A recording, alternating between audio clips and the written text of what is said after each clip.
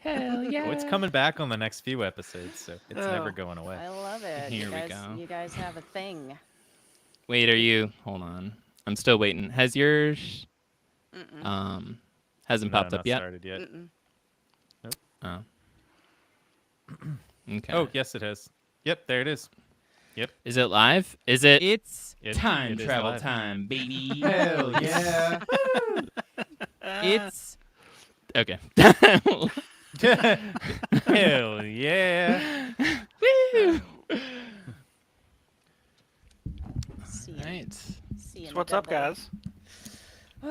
Hello, everybody. Everything. I'm just everything. Hello. just perpetually fixing my microphone. Don't mind me. It's okay. We love that No. sound. Yeah. Gil's very professional. I'm either going like this in my chair or I'm adjusting my mic. There's only I only have two options. What You was were that? doing what? I'm either going like this in my chair or I'm adjusting my mic. There's only two options. You're doing What? both at the same time. What happened? It's where my mic arm's at. It's right here. We're professionals. That's what we like. How's to say. everybody doing tonight? I'm pretty good, considering. You poor thing. You poor thing. You can tell everybody. What's been What, going considering on? what? Yeah. What's Yeah. what's good, my man? I work a lot. Yeah, you do. It's true. I've seen it. But hey, I did have a spooky thing happen at work, so that's fun. You did, dude. Yeah. Tell us about it. Yeah. Tell you about it or tell the audience about it? Well, it's kind of all of both. The collective us, Well, the Gil's royal never us. listening anyway, so you might Yeah, as well just yeah. tell him for the first time. Yeah. Yeah. What? All right, so, because apparently I'm a fucking ghost magnet, according to all you guys. So at work the other night, I'm getting ready to roll something into the back room, and I can see the back room door, like out of the corner of my eye. And out of the corner of my eye, it looks like somebody is poking their head out from the back room. And I catch it, and by the time I get fully turned around, they darted their head back in. And I'm like, what the hell was that? And I seen it enough to know it was a white guy with short, shaggy blonde hair, like dirty blonde hair. Like I seen enough of it to know pretty much what they look like. And when I walked through the back room doors, like as soon as I walked in, instant cold chills, hair on my arm stood straight up. For like the entire 30, 40 seconds I was standing around in there, looking around, knowing that if somebody was actually back there, they had nowhere to run and hide because our back room is like packed full of stuff. Mm-hmm. And what makes it a little bit more interesting is somebody who worked there right before I started says she saw somebody on camera wearing like a black shirt and a black pair of pants walk into that same back room. And when she rewound the camera, like there was nothing on there, but she's like, she swears up and down she's seen somebody walk back there. And then she went back there, and of course there was nobody back there. Jesus. So I wonder what the story is, what the history of that location is. I Because don't it's know. I won't say the name of the store, but it's like it's a retail Yeah, shop, you know. and those see can, the place I told you guys about that I'm trying to get into to investigate. This cabin, like literally less than a mile down the, not even half a mile down the road. So it's like that place is right there that I've heard stories about, and then apparently stuff happens here where I work. So it's like, could it possibly be connected somehow? Interesting. That's entirely Yeah. possible. I was just reading this book by Hans Holzer. And it's like the strangest cases of ghost hunters or ghost hunters strangest cases, something like that. And he was telling the story, and it got me thinking about how like what classifies a ghost, and then what's so different about like ghosts that can be seen in one location and then be seen in an entirely like haunt an entirely different location. He was telling the story about this same ghost that was seen at these two locations like 7 miles apart. Still, Damn. figuratively close, but that's, I don't know, it's kind of rare and interesting. So Right. yeah, maybe it's the whole area. Maybe Could be. so. Well, I mean, it's not like you were just walking into the freezer and got cold chills, No. No. right when I crossed into the back room. Instant cold chills. So It wasn't a walk-in freezer, was it? no, That's what I was just. Is and- the back Okay, room. just checking. Just checking. I gotta check all the bases. I gotta check all the bases. Yeah, I mean, Gil, if you were paying attention, I sent a picture of the back room. he wasn't. He really I wasn't. saw it.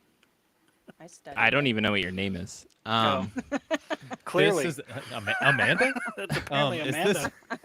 this? I Oh. for once did see the picture, and it was weird. Yeah, nowhere for weird. anybody to like really hide without me No. seeing them. No, not at all. Document That's that a good shit. introduction. Yeah, it's a good introduction for today. It is for What was I episode gonna number do? 7. Yeah. That's what I was gonna do. Bloody Mary, Bloody Mary, Bloody Mary. All right, y'all. Good start. Good start. Keeping it Now, see, classy. If Let's it invite would've- everything. It would have been amazing if you had somebody in the room there, and as soon as you said it the third time, the lights went off. If my power goes down, this whole damn stream's going down. I don't know. Yeah. Gil, you best be careful. You got that demonic doll sitting down the stairwell. It's true. You know, I've been meaning to talk about this while we're kind of waiting for everybody to join here. I'm gonna ramble for a second.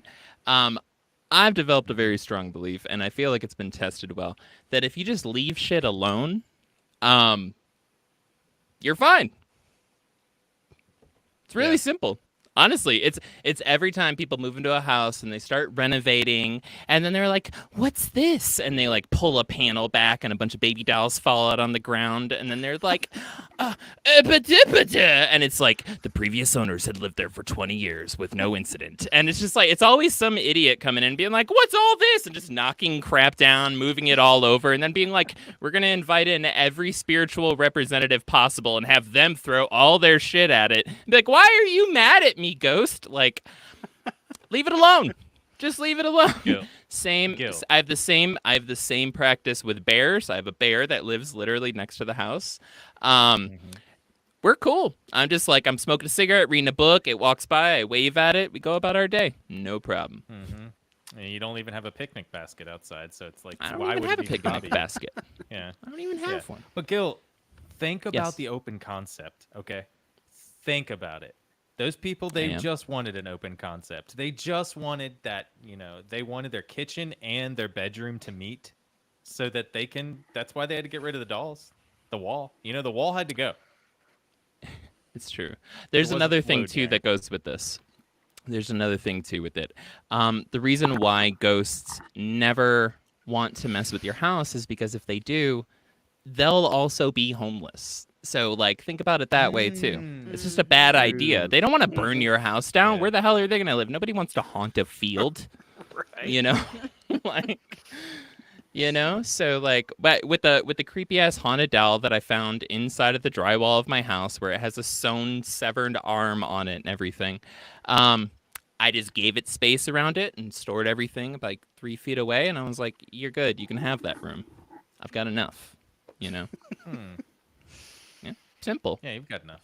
Yeah, for It's sure. simple. So think about it. Just don't fuck around and you won't find out. That's all I'm trying to say, really. The name of your DFAFO. upcoming book, your bio.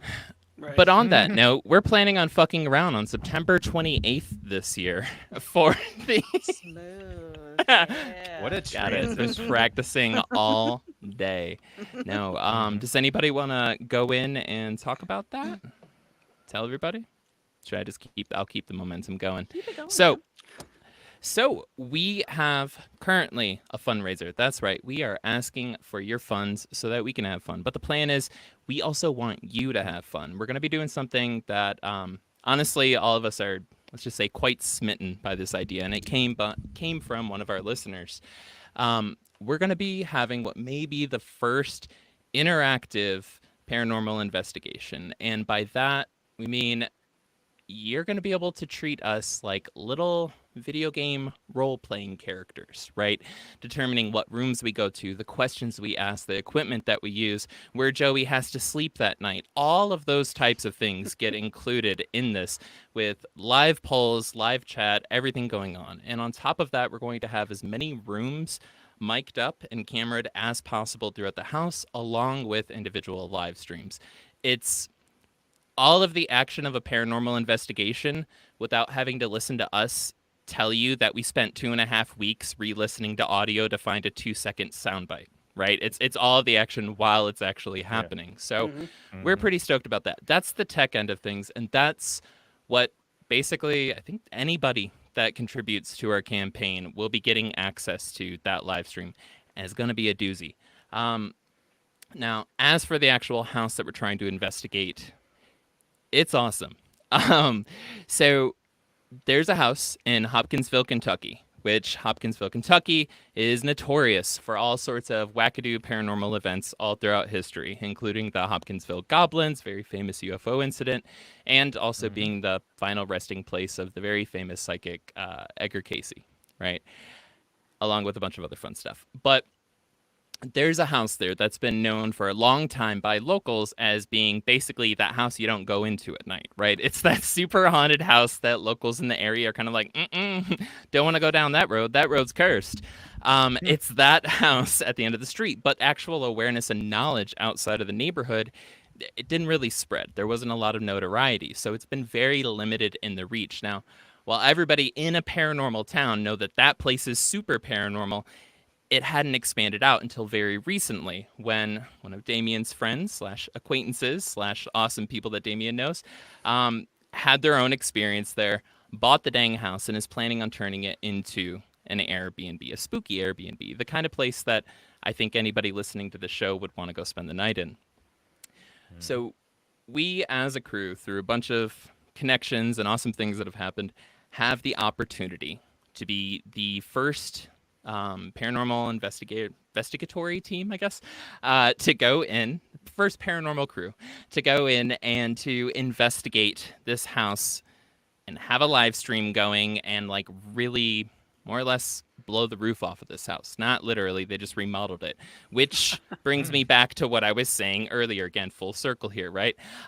So everything's popping off there. The activity is insane. And actually next week, if things work out, we're going to be having one of the owners of the house come on the show and start giving a breakdown and telling us more information. Actually, Deboos, you did a long interview with him recently too, and that should be coming out, I want to say in the next week or so, right? It's already out. Boom. Look at that. Time travel moments. Yep. So not going to hit the soundboard. Yeah. But all of that said, right? And that was a lot of me just kind of rambling.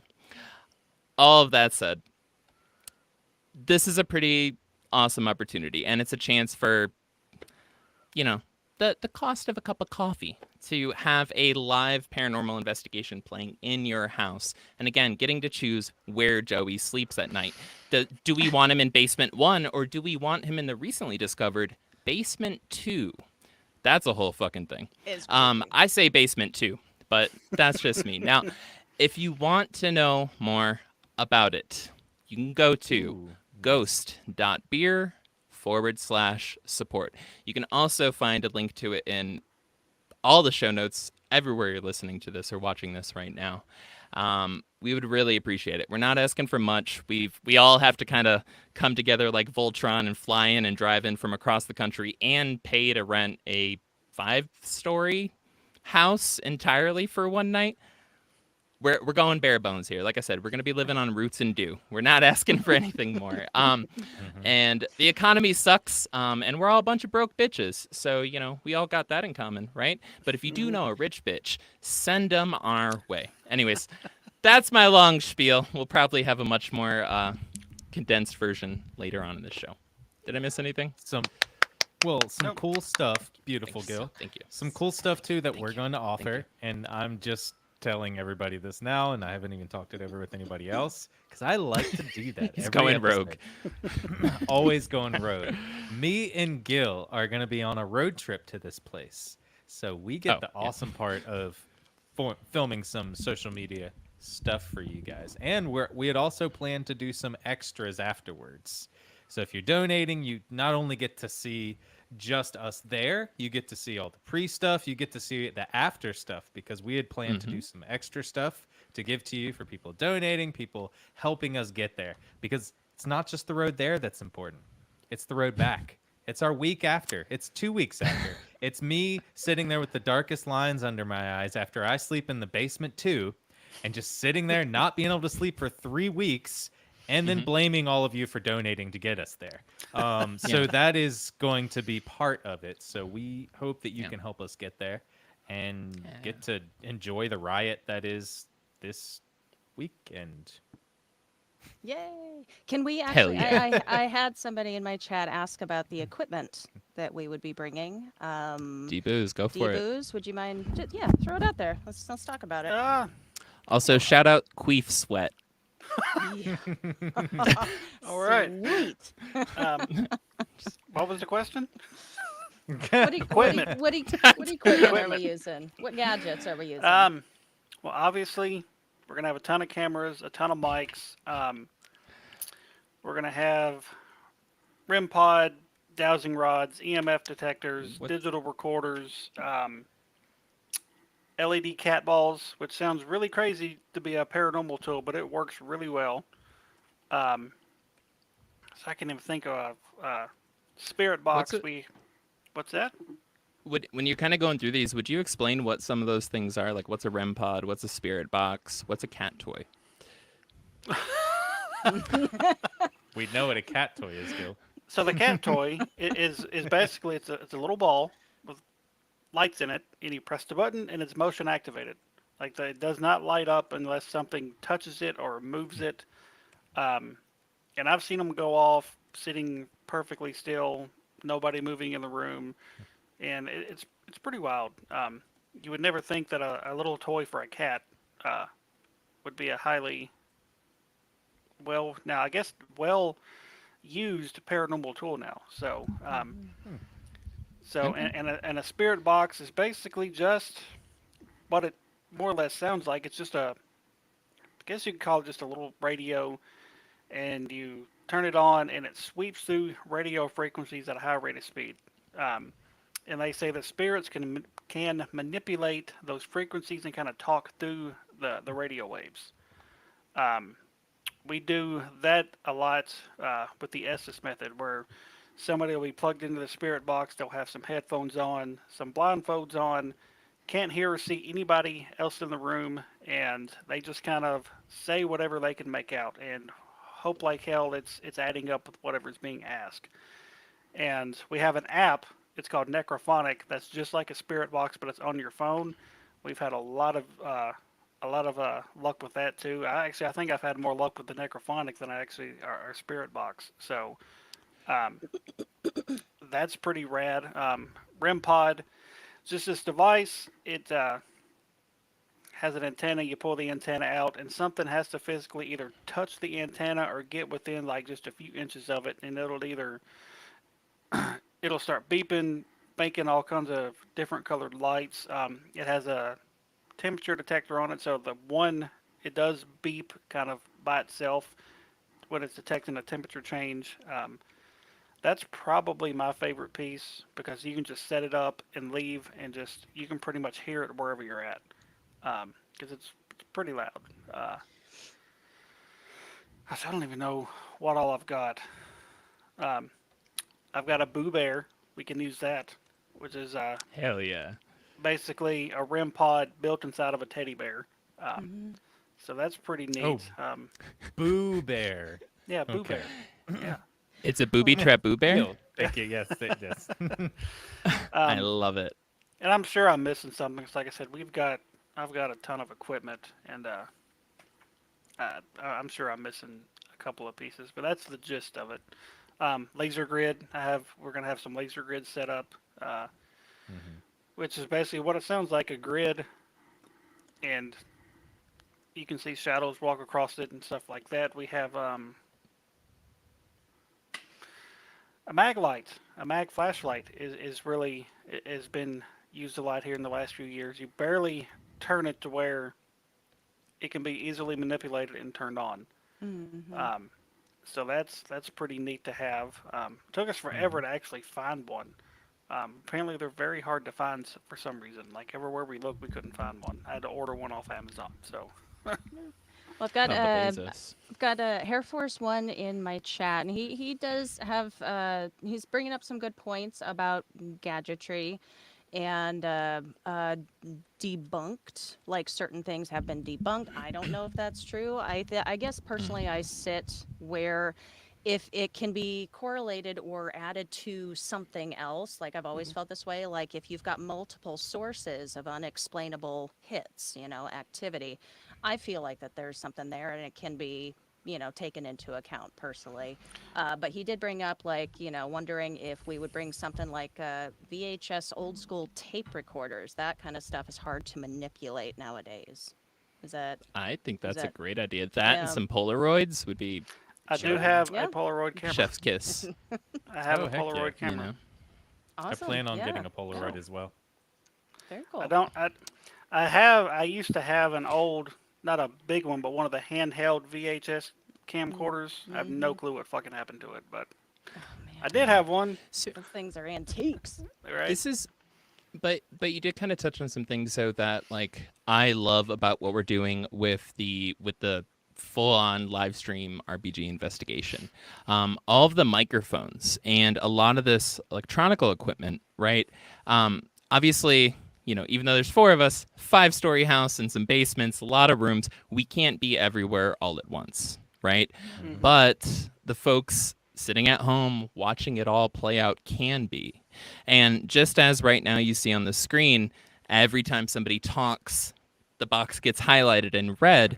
That also means when stuff starts popping off in a room, say like one of the cat balls gets played with, or like one of the electronics start to go off, or things start answering, right, on a sensitive microphone where it's like we can't even pick it up, but we have microphones in the room, and we're 4 stories down the opposite end of the house, right? Y'all will be able to see that and actually let us know what the heck is going on. Again, it's kind of breaking the fourth wall in terms of how a lot of investigations get presented just out of necessity, which is there's a small crew, they go in, they run around the place, they have some mics set up, and then they spend weeks meticulously going through grainy audio and video and just really obsessing over every single millisecond of things. Half the time you guys are going to know what's going on before we do. You're going to be able to tell us like, hey, you need to get up to the 2nd floor bathroom right now. Joey got his foot stuck again. Anything could be going on. Right? Again? Again. It's just gonna keep happening every time. Seriously. No, but you guys will actually be able to let us know, which I think at the end of the day, that's going to make it a more successful investigation. It's not going to be like we're coming back and looking later on like, shit, I know we should have done the SDS method in that room, right? We weren't getting any hits over here, but all this activity was popping off over here, and we didn't know until 2 weeks later when we looked through hours and hours and hours of video. You guys are actually going to be able to help guide us and be like, hey, this is where shit's popping off. And we're like, oh, shit, all right, drop everything, let's go, right? Yeah. But Yeah. I'm if pretty you- if stoked you- about that. If We're going to you catch dug those ghosts. We are. Ghost bust 'em. If you really dug those choose your own adventure books back in the day. Yeah. Those were major when I was a Them kid. Goosebumps Yeah. books. Oh, Goosebumps. Yep. Oh. I used to have like up so to good. 65 at one point, and then my mom made me sell them for like 50 cents a piece at a garage sale. Hey, You know how much and those are you worth should- now? 65 cents. Enough to each. fund this trip, that's for sure. Hey, let's introduce the episode. Let's get into it. Right. Yeah. Yes. So we Who are wants to take it? episode 7. Believe it or not, 7th episode. As it shows there on the screen, tonight's topic is urban legends, and as we've named it, Bourbon Legends, Urban on the Rocks. Kind of tie in with the show a little bit. So, so let's go ahead and do our beer introductions. I'm going first because I never get to go first. Yes, I love it. Yeah. So I actually found something like 2 weeks ago, and when I went back to this store a few days ago, I didn't see it, and I was very upset because I knew I should have bought it 2 weeks ago. So Okay. I stopped in again on the way on the way here, and I just walked into their cooler, and they had like 4 cases of it. I've got 3 Floyd's zombie dust. Nice. So- Oh, I've never Okay. tried it, so I'm about to crack it open and see how good or how nasty it is. you know how Oh, many yeah. brand new drinks and beers that you guys have introduced me to on this show? Mm-hmm. Man, Well, for me. It's not too bad. It's an undead pale ale. okay. Okay. Yeah. Mm. Undead. Zombie dust. A little chalky. No, it's not bad. Okay. As it says on the can, it's not normal. Mm.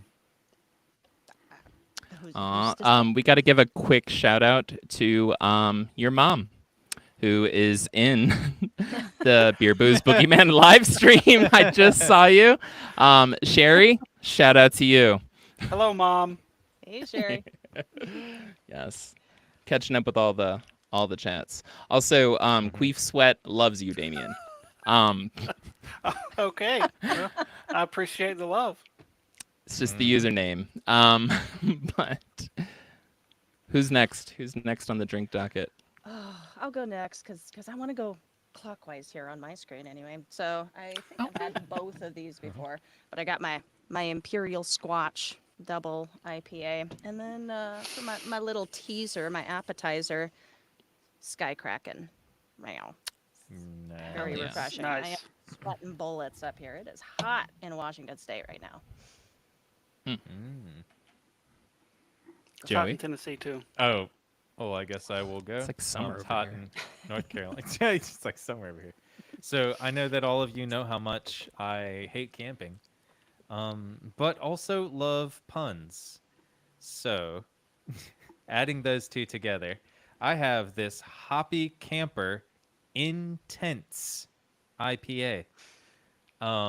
I haven't tried it yet by Innovation Brewing, but I'm about to try it. That beer is so you, Joey.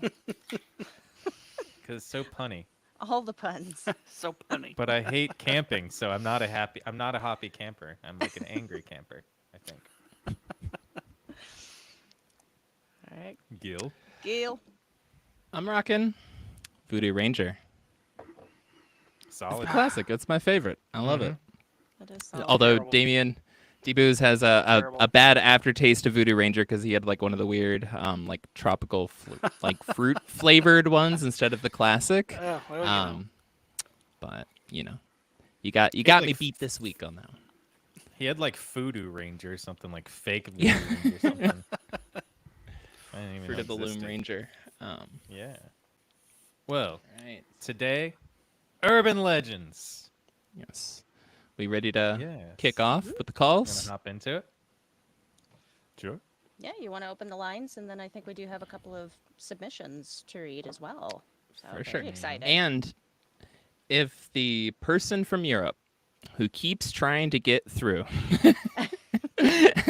tries to get through this time, let me know immediately. Interrupt everybody. We're gonna get you through eventually. All right. I do have a line set up for you, but it'll take about 5 minutes for me to get it all wired up. Mm-hmm. And I believe while you're doing that, Gil would be European.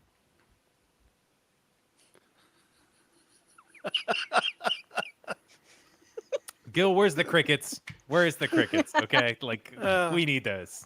The, The blank BCR stare. applause. The blank stare. Thank you. Thank you. If you don't listen Oh. Gonna to get it twice. BCR, we do. That's called the BCR applause because the crickets are applauding with their little legs. Think about That's it. how I like to take it, anyways. Oh. Cricket sounds are just applause, Mm-hmm. That's all.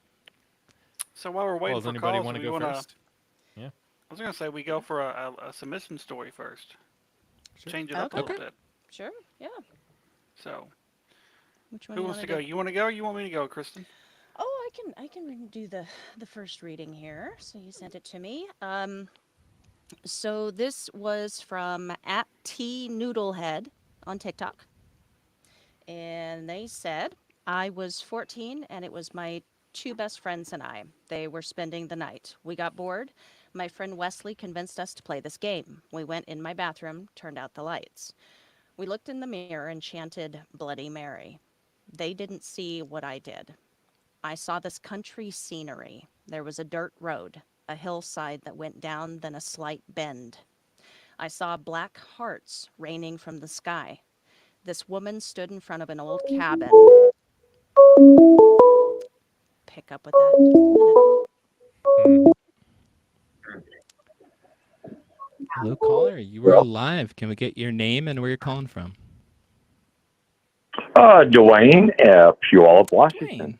Dwayne. Hey, Dwayne. All Hello, right. hello. Hey, Dwayne. Welcome again. Welcome back. Welcome Yes, back. sir. What's going on, Dwayne? Yeah. Hey, how you guys doing? Doing good. Good. Better now that good. you're here. Yes, Mhm. always. Well, nah, I wouldn't go that far. Anyway, my question was, I threw a little bit in the chat there, but how much stock do you really put into these tools when you investigate? I mean, they've all been pretty much debunked, and we know what they are, and very top of the list, phone apps are absolute crap. I don't care what you think of them; they're junk. But what stock do you I'm put gonna ref into this. these? Dwayne, I feel like we know Okay. each other well enough now. I can interject just a tiny bit. You know, I got love for you, my man. I'm gonna ref this and say that this is on the premise that some of these tools are in fact urban legends. Okay, go. Okay, continue Good on, preface. Dwayne. Good preface. Yep. All right, Dwayne, continue, my man.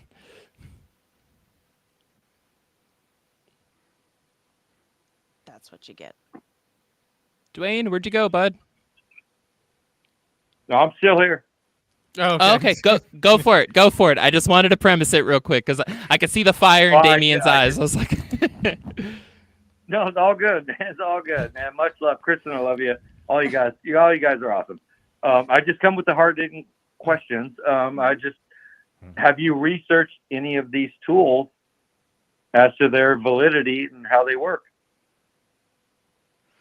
D-Booze, But- I feel like this is you. Well, considering every time we investigate, we try to debunk everything that happens before we put it out there for anybody love to that. see. So if we can come up with a logical explanation, we just toss it out. But if there's no possible fucking way we can figure out how this went off when there's no electrical interference or there's nobody moving or there's nothing whatsoever going on, we're not going to say it's paranormal. We're just going to say we can't explain it. Is it always going to be a spirit manipulating it? Maybe not, but it just may be something we can't figure out. And Sure.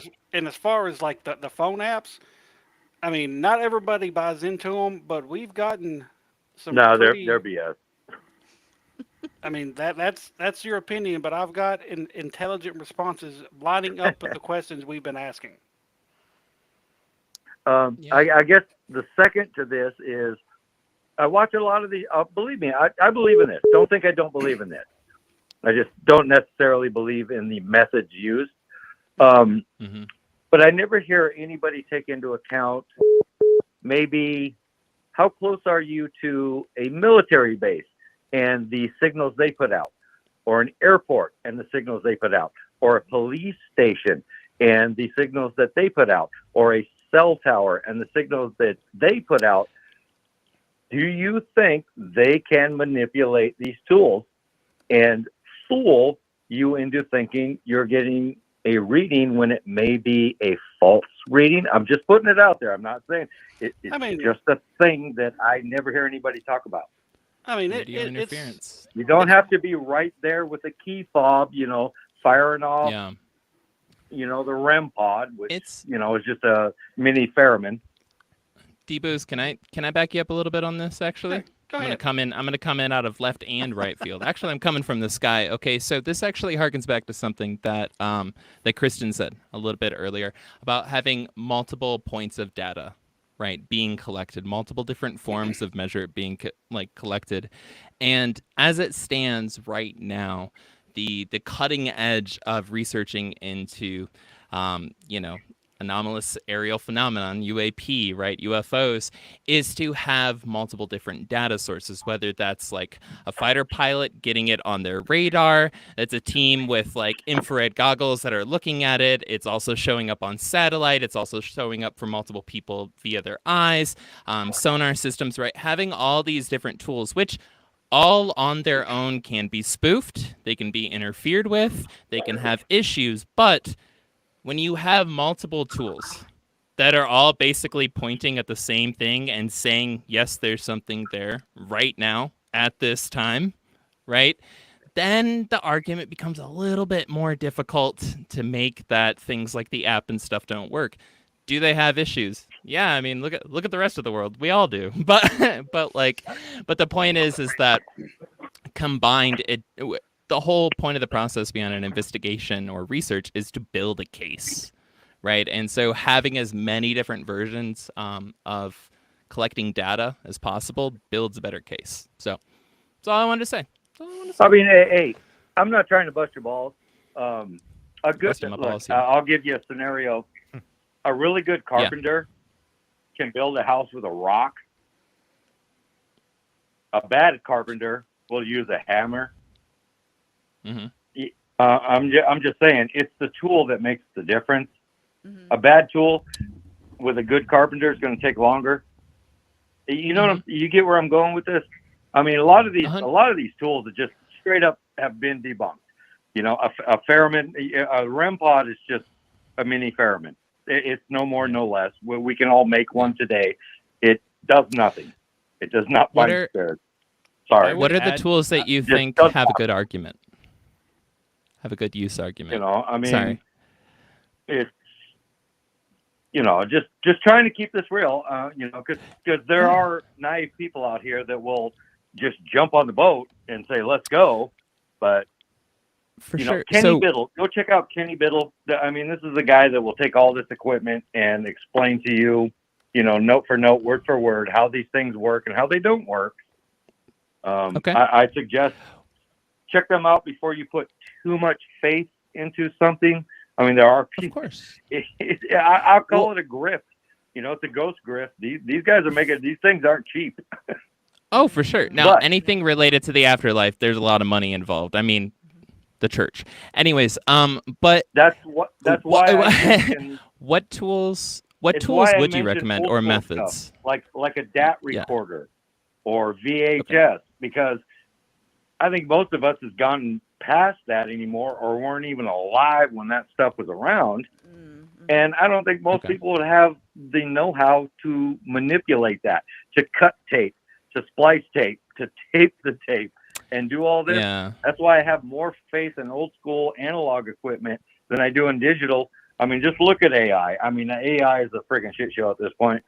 And it's going to get to a point where ain't none of us going to know what's real and what's not. So I think we just need to keep it real.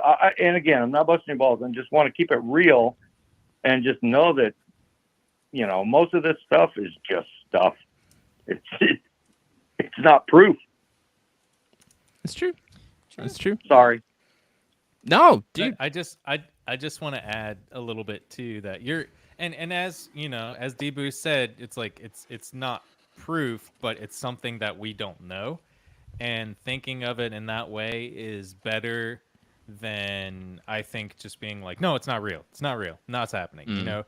And also to add to your saying about carpenters, a smart carpenter would use the technology that was there to make a house quicker. To add on to that, you know, so if we're working through technologies, kind of like obviously, how they built the pyramids, right? Yeah, right. And they probably had a lot of technology there already that we just don't know because humans don't change. We're the same people that built the pyramids. I'm a skeptic myself in a lot of things, and this is kind of how I like to talk about is I'm always trying to find, is there anything that could be, and as Debu said himself, like is there any reason why this is happening that we know about, that we can measure, that we can calculate? And, you know, we're not rocket scientists, obviously. None of us are went to Harvard that I know of. I don't know if Kristen K. Booze or Gil or Harvard K. ain't Booze went to anything. Harvard. That's a rich man's club. We can get rid of that.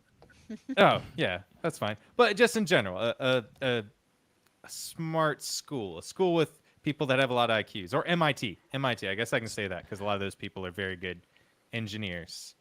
But we are doing our best with the tools we have, and we're learning. And if there's something that doesn't work, then obviously we're going to be like, there's going to be something that we don't think it's right, because we're honest.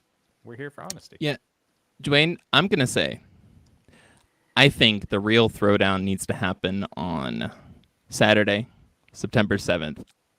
I would love if you called in when we're going to be doing more or less a telethon to raise awareness about the campaign a few days before it ends and to answer all the questions. We're trying to get one of the owners on the show for that, for an interview. And I said we have a good old-fashioned ghost, throwdown, if y'all don't mind. I am throwdown, ghost down. 100% in. I'll be the Yeah, first cool. one to Hell throw yeah. up. I'm 100% in. I'll be the first one to throw up $50 for that. Aw, I already thank you, donate. buddy. I believe in what you Does. guys Thank you, do. brother. I'm behind you 100%. Just be yeah. careful in the bogus tools that you use.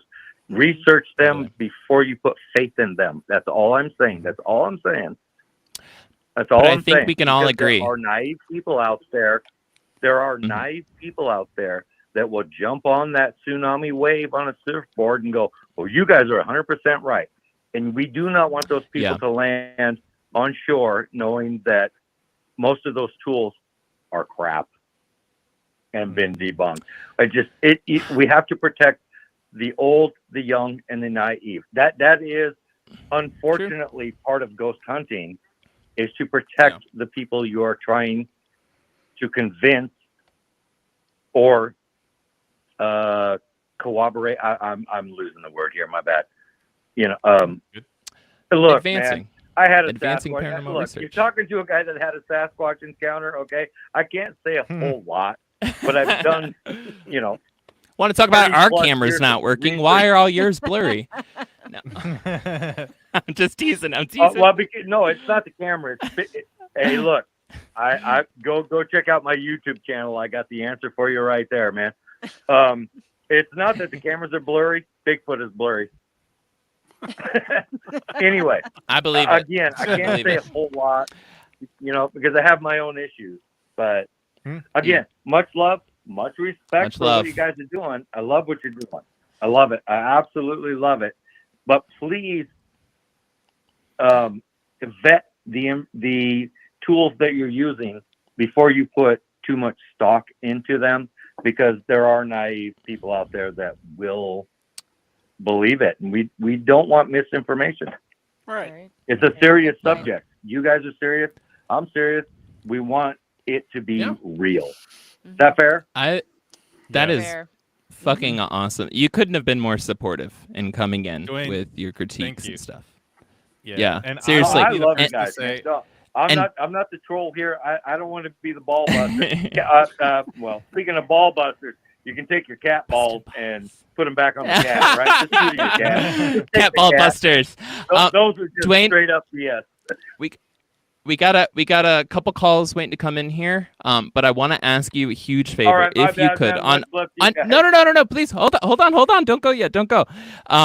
If you can send over anything that you do find legitimate, because we know you love the paranormal. We know you have a passion for this, and you have to have come across it. If you can find anything in the direction of ideas of good things to use and why, please send it our way. We've got 2 months before this damn investigation. We got time to get shit. So Totally. Oh no, I'm know? going to send you guys money. I'm totally no, going to I send mean you guys money. recommendations for Kristen, tools. you already Recommendations know for tools. I was.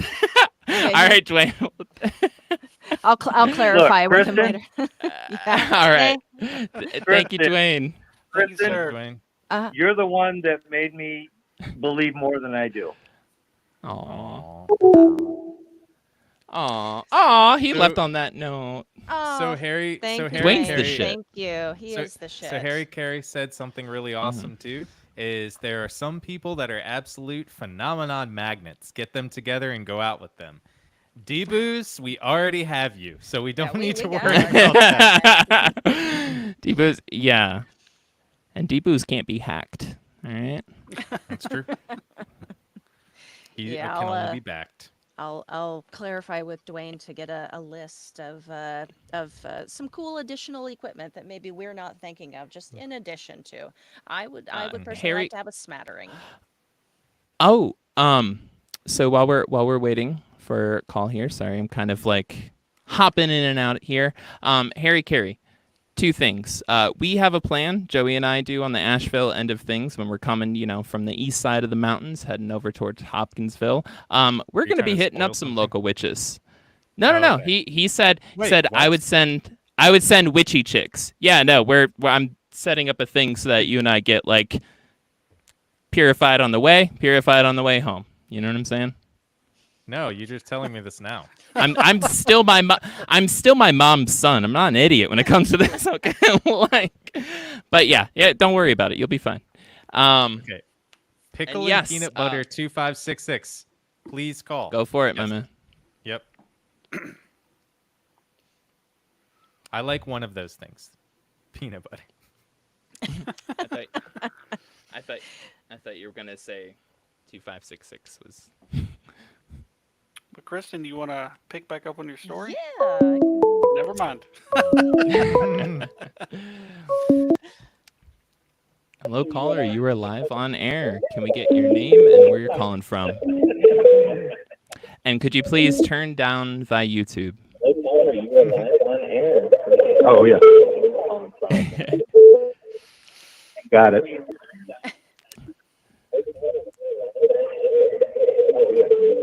Oop. Can you hear me? Would you be? Yes. Yes. Would you be able to mute the YouTube, please? Yeah. Got it. Thank you so much. Hold on one second. Okay. No Now worries. you're muted. Awesome.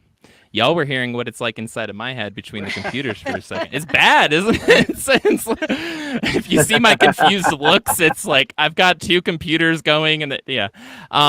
Hey, can we get your name and where you're calling in from? My name is John, and I have my 6-year-old here that really wants to say hi to you guys. Oh. Aw. Lou, you want to say hi to everybody? Hey, buddy. Hi, Lou. Hey, buddy. Hi, Lou. Yeah, my name's John. I'm from Central California. It's funny, when I first clicked on your guys' video, the guy at the bottom, I thought for a split second was Robert Smith from The Cure from, like There's a 30 new or one, 40 years ago. apparently. Me, right? The Joey? Which is, it's a compliment, you know?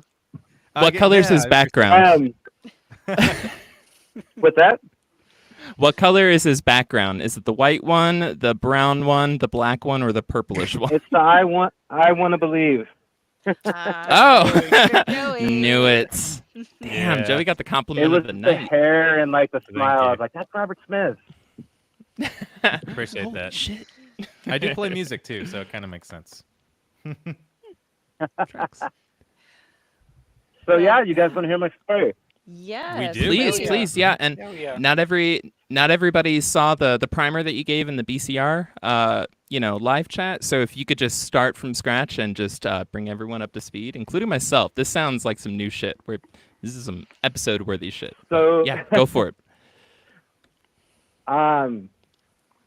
was a skeptic, but I really honestly didn't give much thought to anything paranormal. So I was a warehouse manager at a location, and it just happened. I mean, I was there every day, 5 days a week, 10-hour days. Never noticed anything. The building was built from my personal owner. It was built it only been around for about 5 years, so it wasn't an old building. We didn't know of anything tragic that happened during the making of it or in the general area. So There was a weekend that we came in. We have weekends off, but there was a weekend I asked some of my guys to come in and to do some extra work. And we were out there on the floor, and I went to use the restroom or something. And when I came back, somebody from my staff said, "Hey, who was that girl sitting at your desk?" And I said, "Girl sitting at my desk. I have no idea what you're talking about." And he said, "Yeah, there's a girl sitting at your desk." And I just thought maybe the guy was like pulling a prank on me, or I didn't really get the joke. So I just kind of like laughed it off, and we went about our day. And about an hour later, we have some wood steps to go up to a loft. And long story short, I thought a different department had come in to also work on a Saturday. And so when I heard the steps, the dump, dump, dump, I turned around to acknowledge that person, and I turned around and nothing was there. And again, and I looked at the couple of guys that came in with me that day, and they all looked at me. And keep in mind too, I'd been with the company at that point for over 10 years, and so I was there from the beginning of when that building was built, and I knew all the creaks, all the cracks, all the things you would typically look out for, the common sense kind of things. So steps was not one of those things. So again, I don't really put much time into thinking about those kinds of things. So I just brushed it off and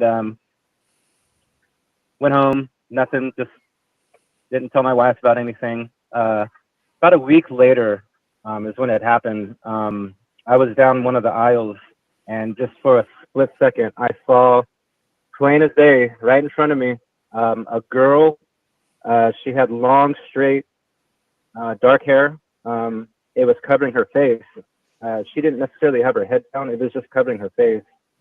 She had went around this corner of this shelf, this rack, and she was wearing, I thought it was a white polo. And but the thing was, the creepiest thing was I couldn't see her lower body. She didn't have a lower body. And she had went around this rack, and I kind of like blinked a couple times and was like, wait a minute. And I saw the direction that this thing had gone, and I thought it was a person, and I followed where that person had gone, which goes to a wall, and there was nothing there. So there wasn't, if it was actually somebody, which I know everybody in the building, there is somebody that kind of looked similar to what this girl looked like, but she went down a dead end that probably was only like 40 feet long, and there's absolutely no way that. So, and even that girl, I yelled her name out. I said, "Lynn," and she goes, "Yeah." She was upstairs, and I was downstairs. Ooh. Okay. So it wasn't her. So, and here's the thing, like I was raised, I don't really want to get into talk of religion, but I was raised Pentecostal, and I don't remember anything in the Bible about ghosts being able to like walk around and stuff. So I was taught that, when you die, like you wait for judgment. So this like really like messed with my head a lot.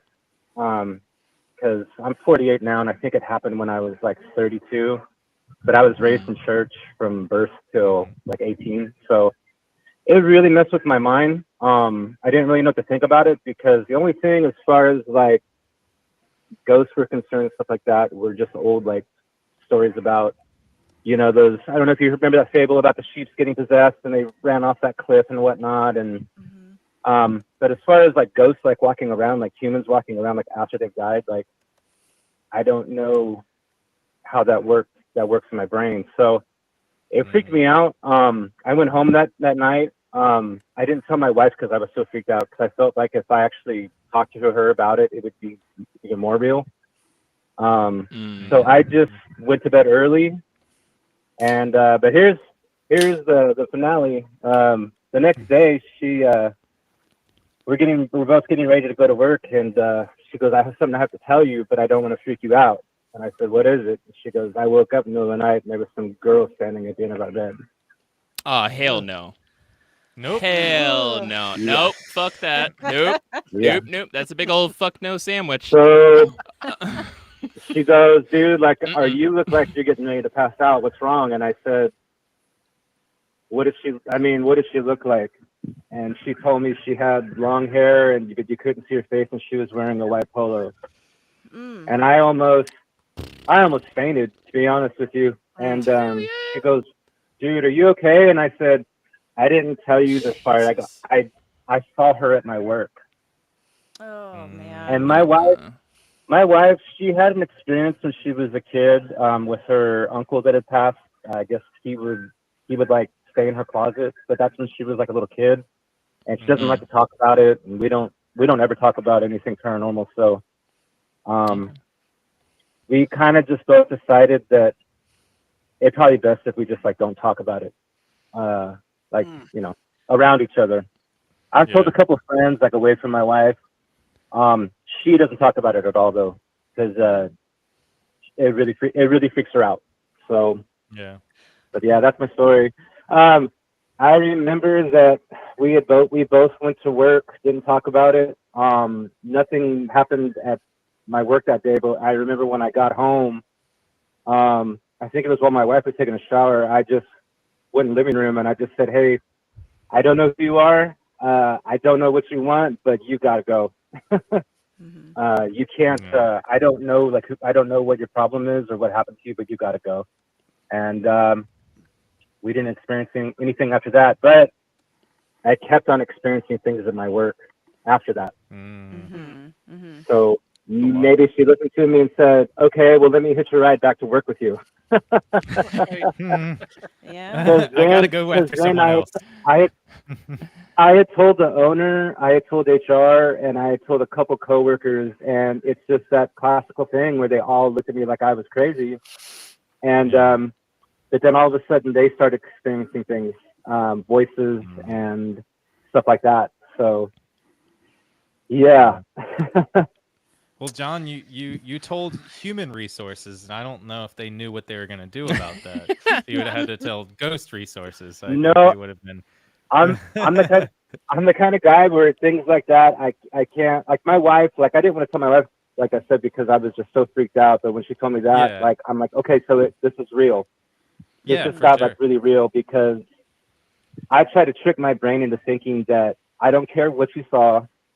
There's no way the Bible. There's no way. So I don't know. But then my wife said that, and I'm like, oh great. Wow. It was real. That made it. That made it real. Damn. Yeah, and was real. Yeah. Yeah, I made it super real. Yeah. And back to the religious thing, like I stopped really thinking about it because I mean, what can I do? It is what it is, and yeah, it's. I mean, I do have a lot of questions, but I just don't want to go down that rabbit hole because I don't know. Well, John, so this happened a while ago, but it sounds like you're kind of dealing with a few different things here, not knowing what to think about it, how to feel about it, the religious aspect of it, a shared experience, basically, like you shared the vision with your wife, and just all of this stuff kind of going into it. After all of this time, has it changed anything for you? No. No. No. Okay. Why? No. I mean, when, okay, so after it happened, a few months after it happened, all of a sudden I don't know, just out of the blue, I had mentioned it to a friend, and they said, well, now that you say that, I can now tell you that I think my apartment is haunted. And I swear said, to God, okay. if it's a girl in a white polo. God. No. No, I said, you know what? I said, it'd be fun. I go, let me and a couple of other people maybe come over some other evening, and let's see if we can talk to whatever it is. And so I did that one night. And then I also, another person had told me something had happened to them while they were in their car parked in this place that's in the middle of nowhere. And I also went there, again, just kind of like asking questions to nothing. Are you here? And all this stuff. And Right. my wife's like, hey man, like you got to knock that off. You got to knock that off. Like, I don't know.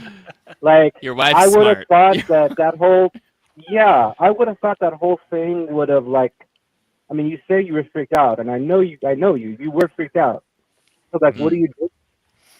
And I said, well, I don't know. I don't know what I'm doing. I don't want to have anything to do with this. I never asked for this. I've never played with the Ouija board. When I was a kid, I don't know if you guys know, I'm 48 now, so I don't know if this was a thing that maybe everybody did or it was just a time that I was in or whatnot. But the only thing that I did when I was a kid was there was this thing, I can't even remember what it's called, but you basically get like, I don't even remember the logistics of it. It had to do with something about like a pair of scissors, a string, and a book. And you use the scissors to kind of connect the string to it, and it had something to do with you would ask a question and the book would sway one way or another. Kind of like dowsing rods, I guess, but you could ask questions and it would sway. I did that in my room by myself like one time. Yeah, it was a book. D-Boos, are you familiar with that? Or? And a string. Never heard that one. But it does sound kind of similar to like dowsing rods. Yeah. So you said you did this in your room one Yeah. time? How old were you? I did it in my, oh man, I was probably 15. Okay. Nothing happened. I Okay. didn't sway. I was in my room. There was no draft or anything, but like the questions I asked, like nothing. And this was while I was going to church. That was when I was going to church. So I have no idea what I was thinking then. So, but as far as like, so what's your other history? Like, that's it. Like, that's it. Like, I haven't gone to a haunted house with friends or anything like that. And I haven't tried to invoke anything other than what I've already told you. And I just don't. I don't know. Like everybody at work was like, once they started experiencing things as far as like voices go. I guess nobody actually saw her but me at my work. But HR was just at first kind of like, and then I guess she came out in the warehouse and she goes, John, did any of your crew, were any of them in the hallway yelling? And I said, oh, my crew is 100% accounted for. Every time they have to use the restroom, they have to give me a heads up. When did this happen? Yeah. She goes, it happened 30 seconds ago. And I said, what happened? She said, some female voice was in the hallway and they screamed, OHSHIT, really, really loud. And thinking about it, after some time had passed thinking about it, I was on my honeymoon and I was gone for 2 weeks. And that was the day that I came back.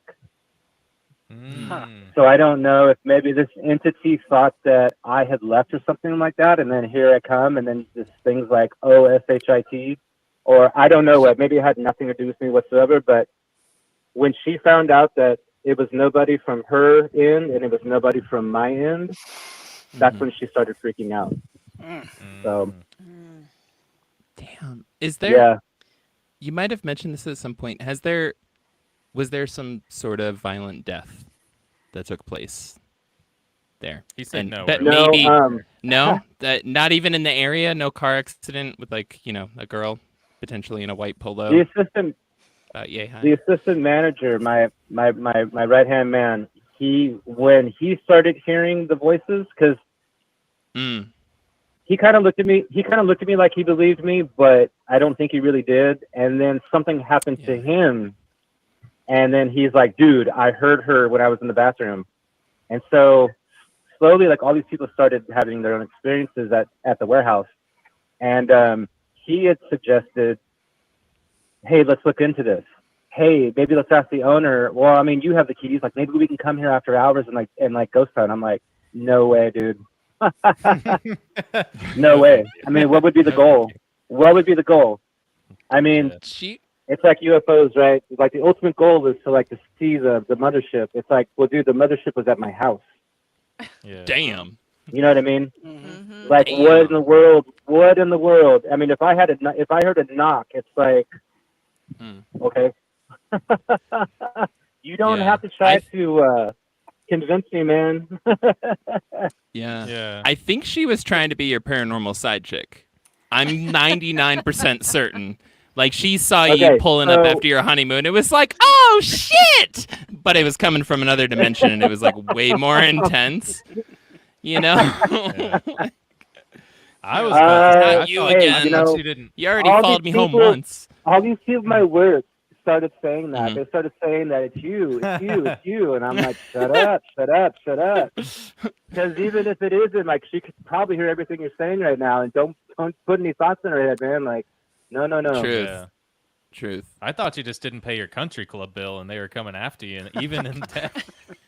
The white polo shirt. I would have, yeah, the white polo, dude, the white polo. So, That's weird. because when Very the weird. guy said you should research this, my very first thought was, okay, so obviously this isn't an Indian burial ground because I don't know about Indians wearing polos. So, but again, I don't know if Kiichi. somebody from there ended up researching it. They just didn't tell me. But as far as me researching it, I'm good. Like, if something did happen, like, that's very unfortunate. I feel very bad. But Yeah.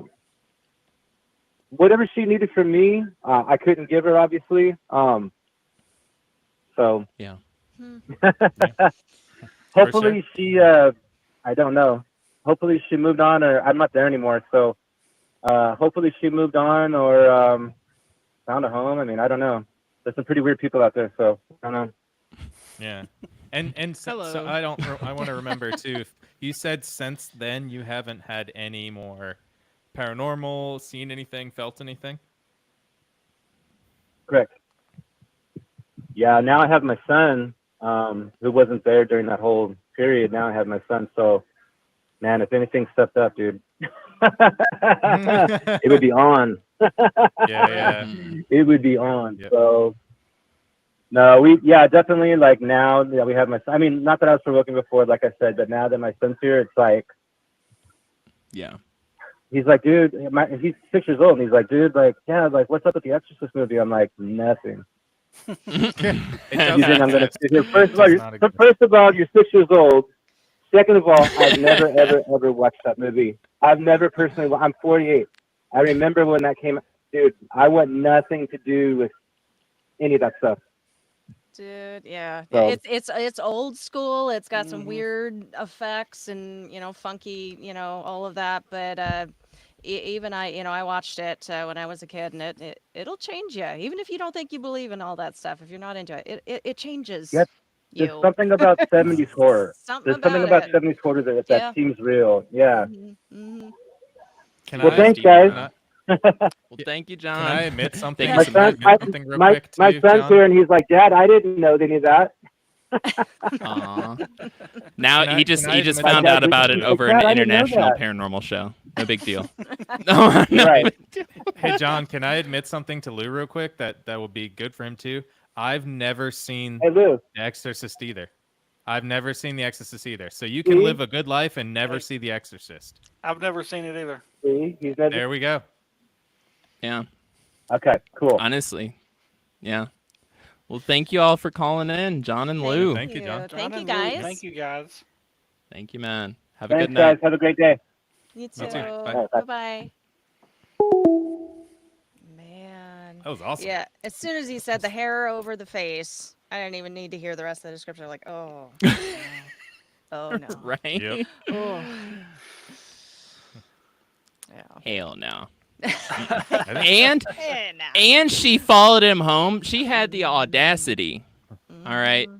She had the audacity to go to the bed where his wife's at. You know what I'm saying? And him. mm-hmm. Just like, mm-mm. I don't like her vibes. I don't like her vibes one bit. Kind of Not sounds today, like fair lady. kind of sounds like a modern day Lila Rona. It does. It does. Yeah. It does. Mhm. It's one Instead of of- those. Mhm.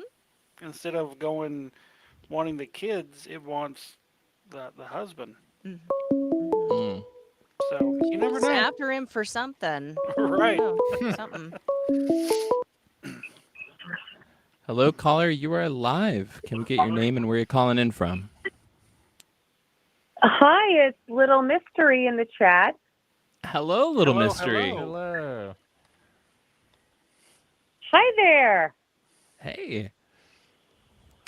So I what do you am got for us calling tonight? from New England, Awesome. New England. Hell yes. almost as Ooh. haunted as the West Coast.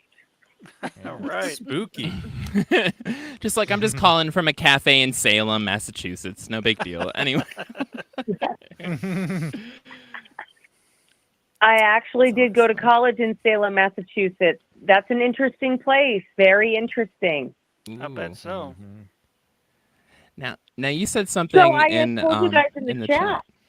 Yeah, Yeah. please go ahead. Sorry. No, please. Well, I had lived in a haunted house at one point. Hmm. Okay. Go for it. Okay. Give us your best Yeah, story. What happened? What happened in this house? Well, because I had put in there too that sometimes you question, right? Like you Yeah. kind of explain things away, like that thump must have been the house settling, right? We always say that. And so I had thought that very much so, but I had had a couple experiences in this house, and I ended up finding out the history of the house. So my mom and her friend were sharing the house. I was in college. The computer room she had, and I felt getting some paper, and I felt a very strong wind go behind my neck. The hair on my neck stood up, and then I had a cat at the time, and a cat was thrown against the wall of that particular room I was in.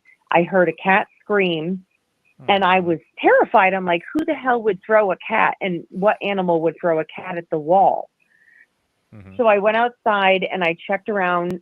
I saw nothing. I called my cat out of the front door, and the cat came, and she was fine. That was right. I'm looking up to where I go, okay, it's something wrong here. Yeah. This house is messed up. I had the sleep paralysis in my room in that house. I also used to hear things scratching in the walls, and I always used to play it off like it's squirrels. We didn't see mice, we didn't have but I hear scratching at night all the time in my closet above my bed. Right, I didn't hear it anywhere else in the house. We didn't have rodent problems, and it wasn't all the time. I had sleep paralysis. I felt like I was going down a tunnel. That was very bizarre, very fast, like a water slide. You know those tube water slides? It felt like that, but then I had to shake myself awake.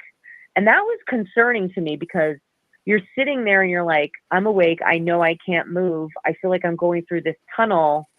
You don't know why it's happening.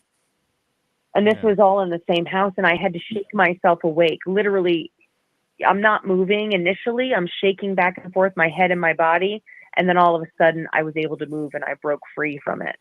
Never had it happen again. And then I was taking a test in the kitchen, and one part of this house was old and one part was new. And all the stuff happened in the old part of the house and part of the old part of the house. And I was sitting in the kitchen, which is in the new part, which is right next to the old part where they put the addition on. And I was sitting there I was doing a chemistry test with the dog that lived there under the table right next to me. And I heard a dog toy squeak. And my mom's good friend that lived there with us, she had a rocking chair. She always sat in the rocking chair. And that room was down the hall to the right in a sunroom. And that's where the TV room was. And she sat in her rocking chair. Nobody was home. So I was like, why did the dog toy just squeak around the corner? Nobody's here but me, and the dog is under the table with me. So I went down the hallway. I called my mom's friend, whose dog it was, and I'm like, hi, we have a problem here. What am I hearing?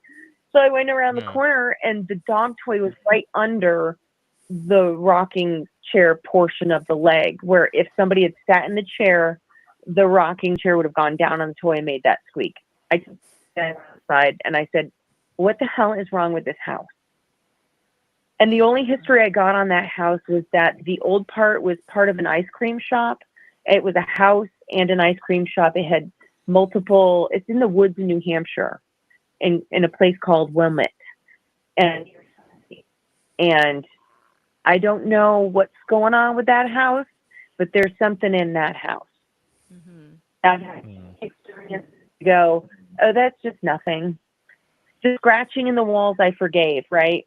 But all of that added together is where I said, no, something's wrong here. It does start to pile on itself, doesn't it? It makes it kind of undeniable. From your experiences, though, like I know you said you don't know what it is, but there's something there. From those experiences, when you think back on that, do you think that there was intelligence behind that activity? Would you say that? I don't know. I feel like it was malevolent though, because it was violent, right? Throwing a cat against the wall. Mm-hmm. I heard a cat meow, but there was no cat, and my cat was fine. And that was not the first time we heard it. Another time my mom was in that same sunroom with me and we heard the same thing being thrown against the wall. It happened a couple, and so what is throwing things or paralyzing you? Or, when you're all alone in the house, I mean, the squeaky noise alone would have been fine. But the other things, I'm like, what is happening here? And I've had other haunted experiences where I may have heard things, or, the things you kind of explain away, but nothing like what happened to me in that particular house. So intelligent, I mean, I don't know. Yeah. When you researched into it, did you find out what year the old part of the house was built? I did not, but that part of town is probably, it's a village, right, in New Hampshire. And when you're in a village and that, you know what I mean? Like there's colonies. It's still not very populated there at all. I wouldn't say really old. I mean, early 1900s. It was a house. It was a cabin on the lake. It was on a pond. Okay. So it was like maybe not a summer home, but maybe a beginning place, that turned into a summer type home. And then it turned into an ice cream shop because outside of my bedroom windows were those long things that go out so you can order and put your money on, right? Yeah. I actually had those outside my bedroom windows as an ice cream shop. So it was a house cabin type thing. So I don't know what happened there, but clearly it was kind of violent. And then, my mom's friend had pictures. Her son's best friend died in a motorcycle accident. And the pictures of him were in that room where the banging, the throwing of the cat was heard, and where my skin, like I got the hair raised on the back of my neck. But that's the only time that stuff happened in there. Everything else was in the other two rooms. Wow. I'd like to know what it was. I really, I'd have to research the property, right? The deed and everything. I wouldn't say it's any older than early 1900s, but still, who knows what happened before it? There was maybe a cabin there. Yeah, I mean, even early 1900s is still enough time for things to happen in the house, Right. Totally. Yeah. Yeah. Yeah, you can have something newly built, you can have something built 10 years ago, but if something happened, or as far as I've read and understand it, if something happened with an emotional gravity to it, enough of that energy, that frequency, however you want to think about it. I mean, it doesn't matter how old it is, but I would be curious to know too, like what was that land, what was taking place there before, what is just the general history. I would just be curious to know. There's a lot of Native American history around here, and in Massachusetts, we had a lot of wars in New England. A lot of these places were settled in, like, I want to say 1777, 1767. So the wars were going on before that in Massachusetts, like the Bridgewater Triangle area. Very, very haunted. They still have Native American artifacts that they're digging up about Hockomock Swamp and all those places. It's a very interesting area there. And it does stretch up north, and even to Maine. Maine, they burned a bunch of Native Americans alive over by Mystic, Maine. And there's a lot of energy left there as well. I mean, to put it fully in context for that area, that's where the death and destruction of 3/4 of this continent's population began. Yep. Yeah, like it's that was the beachhead for Europeans coming in and like spreading disease and everything popping off to the point where most Europeans, by the time they got out to the plains, were like, oh, there's like nobody living out here, because 3/4 of the population had died from disease at that point. So like it's a focal point. And then it was the, all of the crap that went with it, all the politics from different European areas that came over with the Europeans. So they were fighting with themselves too at the same time. There's a lot of shit going on in that tiny little spot. Well, there's a lot of bloodshed here. Definitely, because they're in Massachusetts too. The Native Americans were making agreements with the colonials, and that they had disagreements. Over and over again. Fighting all over the East Coast. And so just like Nevada and Utah and the gold mining and what the intensity of what happened out there, that I think same energy is out here.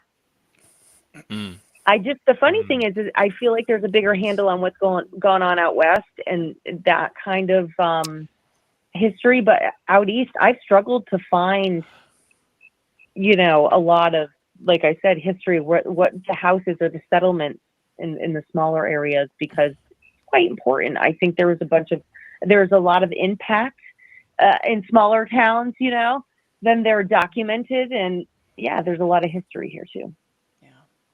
Yeah. Absolutely. Yeah. Well, thank you. I had experience. I had a couple other, but that one I could not deny. That is what really. That's a lot. There's something, like with living situations too. Like I've told this to people before. I've lived in plenty of normal situations, normal homes, but there's just something different. There's something different about living in what I would qualify as a haunted home. Like it's just obviously different, obviously to you, like these things happened. Hard to explain that to folks who don't really understand that. Yeah. Including me, who I lived in one apparently lives other in an incredibly haunted home and has been oblivious. I found out recently I'm in a haunted home. Yes, go ahead. That's what I'm saying. Go ahead. No, there's a delay. Because what I was saying is exactly like. Yeah. Exactly, it's awful. Sorry you had that experience. Seriously, I'm glad it didn't follow you though. To be fair, I'm glad that just like the last caller, John. Like, I'm glad that in your new place of residence that you are not also having those same things happen.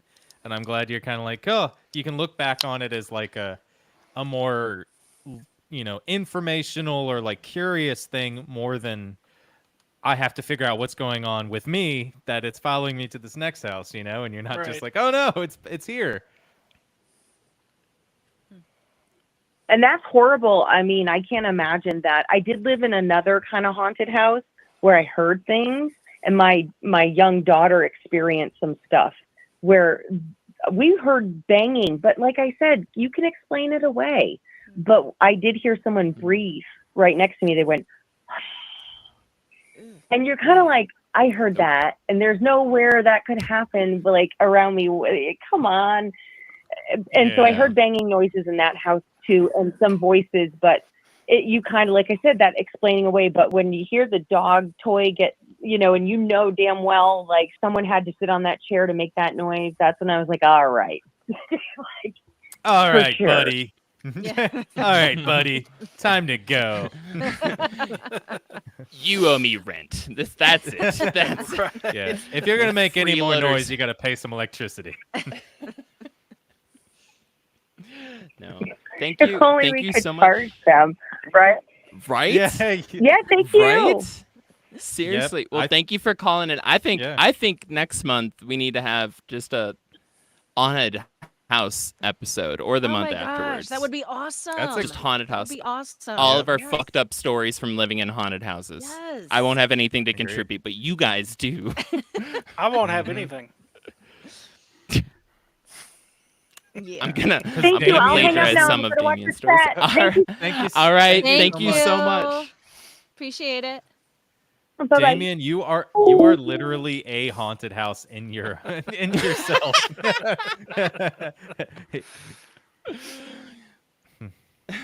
Damien's just over there, one arm up, like I'm a chick magnet and ghost magnet. Full package, baby. What do you like? I love it. I love it. Damn. Great. That's Great the stories. Great callers. God darn. This is the beauty of live shows. We were like urban legends, and then I it just know. ghosts immediately, and we're like, You know fuck it, what? we're on for the ride too. Like, we I- don't know who's calling in when we open up the lines. Like, it Right. could go anywhere. Yeah, I ain't mad at it. I ain't mad about Can it. I- No, these That's are great. awesome. Yeah. Would it be I will okay if talk I about shared? ghost any days. Oh, yes. Yeah. of We course. if we don't get any more calls, maybe we should just share the rest of K-Boo's story. Yeah. That was, she was very Oh, That'll be my on it. That'll be a gosh. Patreon exclusive, Yeah. which we won't announce that way. We're just begging for money everywhere. But there's an important distinction here too. We didn't get to earlier. Anybody across any of the channels, right? So whether it's Life Beyond 6 Feet, whether it's Paranorm Girl, whether it's Black Cat Report, Beer, Booze, and Boogeymen, wherever the hell, if it's coming back to us and the crew, you're getting access to the live investigation. We're taking all of our money from our Patreons and other places. We're pulling it up, and we're going to be putting it in as a lump sum. All $15 of it going straight into it. No. But seriously, though, we already decided like a few months ago, we're like, all right, during those those months, we're just pulling it all together and put it in. So forgive us, but we're trying to make the monies out here. So if you're on the Patreon side, you can totally just ignore us. Go smoke a cigarette or have a healthy habit or something. I don't know what You're those are, but already go, in the club, baby. yeah, You're you're cool. already You're donating good. Your to the email's cause. on the way. Yeah, Mm-hmm. we're a unified front. Dang, but- straight. I think the best way to get a call in tonight, though, I do want to say, is to start talking about La Llorona, and like the completion of a story around that. That's gonna every time we go to talk about La Llorona or Kristen goes to finish her story, calls come in. So Is this an urban legend in itself? Not La Llorona, but like the talking of her, bringing We're here to people make together. legends. I don't know. Maybe we're making a legend right now. Maybe I so. think so. Shall I continue the story? You may just have to completely start Do I over. dare? Okay. I think All right. I think Joey has to finish. Joey has to start his story. Joey, do you have a story? I'm sorry. Y'all know my ADHD. I'm sorry. I do have a story that has haunted me since I was younger. Poor 'cause teen I- noodle head. Go ahead. You basically when you're younger and you hear about all these urban legends, and I haven't thought about urban legends for a long time, since I was really young. Probably, I don't even know. I thought maybe this story wasn't even an urban legend. I think most people thought this story wasn't an urban legend, but it is. So I don't know if you guys have heard the slasher under the car. Do you guys remember that from when you were younger? Yes, Very, yes, very dude. I know familiar. exactly what you're talking. Fuck yes. This is the most this is good. horrifying thing when I was so much younger. So basically, it was going around. I can't even think of the years. It was probably like the early 2000s, I want to say. Maybe like late 90s, early 2000s. That might have just been the time that you and I were like at the age where we actually Probably remember heard it, it. though. Yeah. know? Yeah, I mean, it was going around. Like, a lot of people were calling police stations. They set up like specialized hotlines to tell people that this wasn't real, which is kind of funny because they had to tell people like just to get how many people were afraid that this was happening. So the basis of the urban legend, so get into it before I guess debunk it. The basis, and I mean, heck, it might have happened once. Who knows? Is that a person, usually a robber or somebody trying to do something harmful to you, would hide underneath your car. And as you would get in, could be late night, you get in your car, they would start making noise under your car, right? So you'd start hearing this thing, and it's usually before you drove somewhere. Start making noise. So you're like, what is that? Something outside my car, like maybe, I don't know, the muffler fell off. I don't know, something like that. You know, my gas can fell out of my car. Um, and you get out of your car and they would slice your Achilles tendon, Oh. basically cutting it all the way off. And this visual I have so clearly in my mind scares me. Even today, I still check underneath my car because I'm like, there's one day, the day I don't check, there's going to be someone under there. And then they would rob you or harm you. And that's the basis of the Bourbon legend, as we like to call it, for this week. And I can still, and just to put this in your mind a little more, how it stuck in my mind, I can see somebody underneath my car with a pair of the sharpest scissors and just comes right at your Achilles heel. That's, you know, your shock, and just snaps off your Achilles heel. So that is in my mind, and you're welcome, all of you people that now see what has happened in my mind when I saw this. You're a millennial, right, Joey?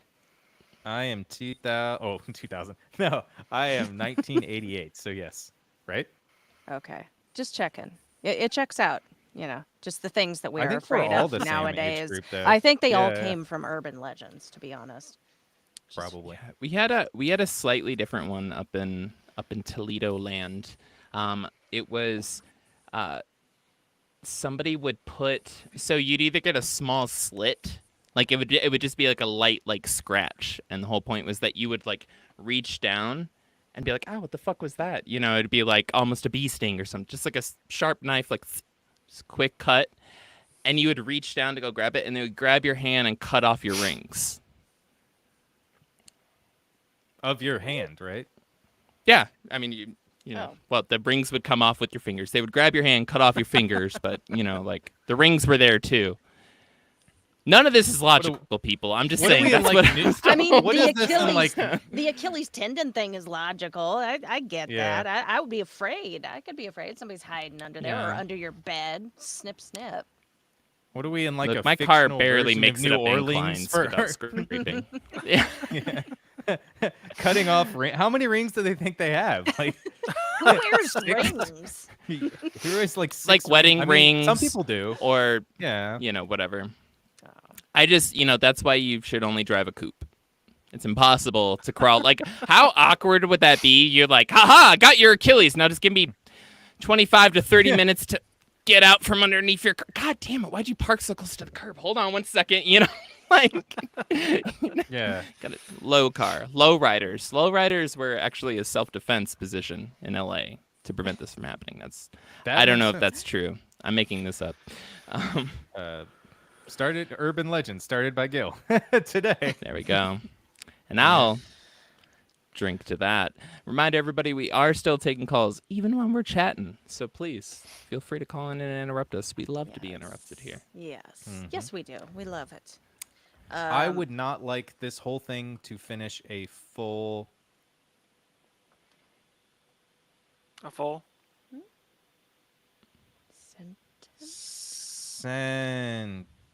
Sentence. Okay, never mind. I'm gonna drink to that. Shall we finish the story from before? Or just Sorry, I got a switchboard.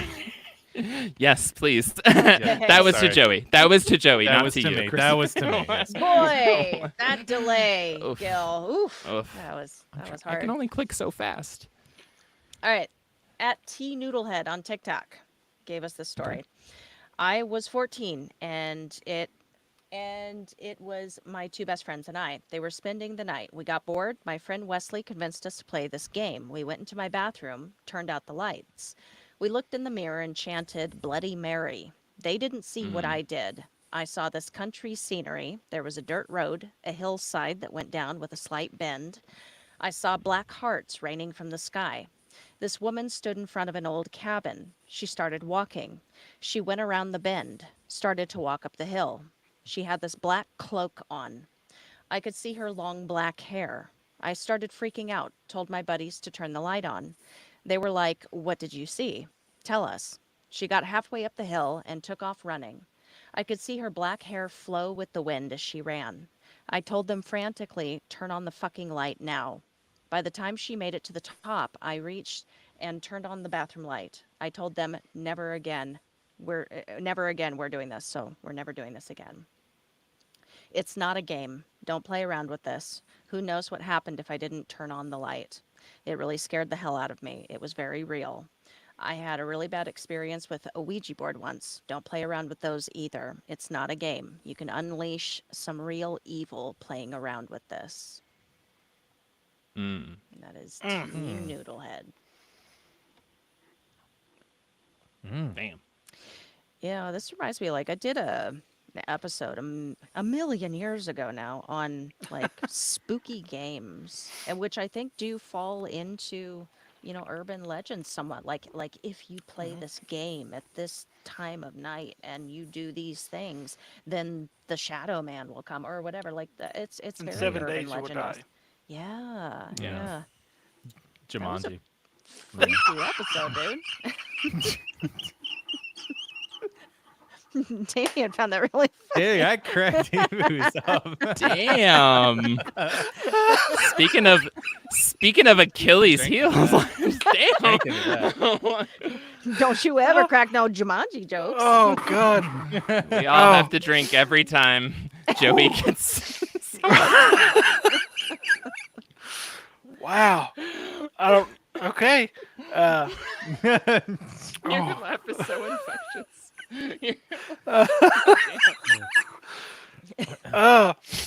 Oh God.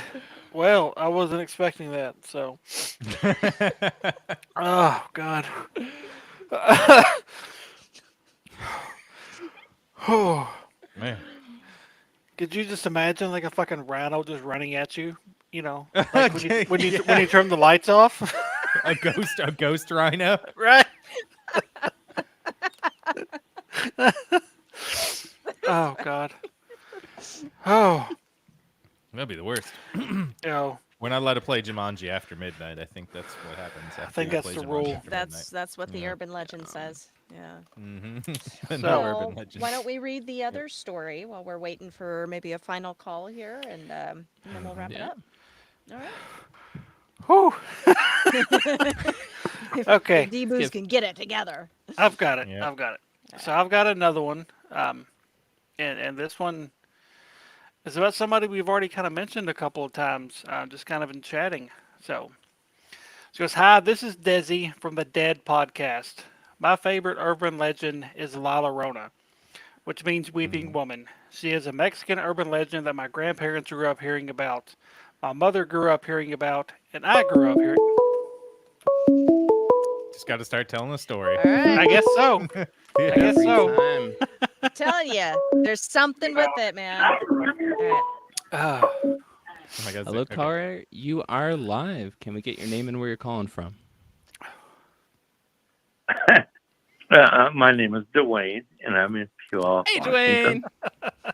Hey, Dwayne, welcome back. What up, guys? What up? I'll be nice this time. Okay.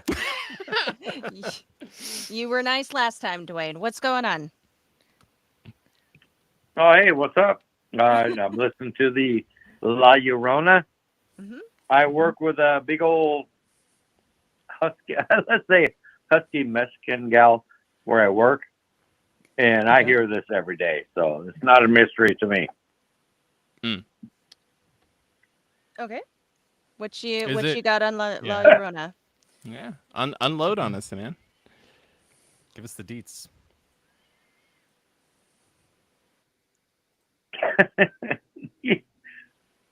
Oh, you guys are awesome. Look, I just want to tell you guys that you're awesome. Love what you do. Keep doing what you can do. Vet your information. You guys are just awesome. Much love to y'all. Except for that Thank you, one guy, Dwayne. but All right. but we'll Thank forgive that. Dwayne. Thank you, Dwayne. Dwayne, thank you. I'll catch you later. Can I Hell That yeah. was say? very nice. That was very Can I nice. say? Can I say that Dwayne is like the Wayne Gretzky of callers? He's just hitting slap shot after slap He shot at us. does. He does. Yep. He knows. Yep. He knows a lot of stuff. Has some thoughts, Mhm. and Yeah, yeah. I met him in person. He's cool. He's cool dude. The goat. Oh yeah. The goat. Yes. Mm-hmm. All right, D. See, Damien. you did it, and Dwayne had perfect timing with the La Right. Llorona. Okay, Mhm. all right. Now you may finish. All right. I'm just going to start over. Hi, this is Desi from the Dead podcast. My favorite urban legend is La Llorona, which means weeping woman. She is a Mexican urban legend that my grandparents grew up hearing about, my mother grew up hearing about, and I grew up hearing about. There are several I just said virgins, versions of how she came to be, but basically it is said after her husband cheated on her and left her, she drowned her children in the river. She walks along the river banks weeping for her children.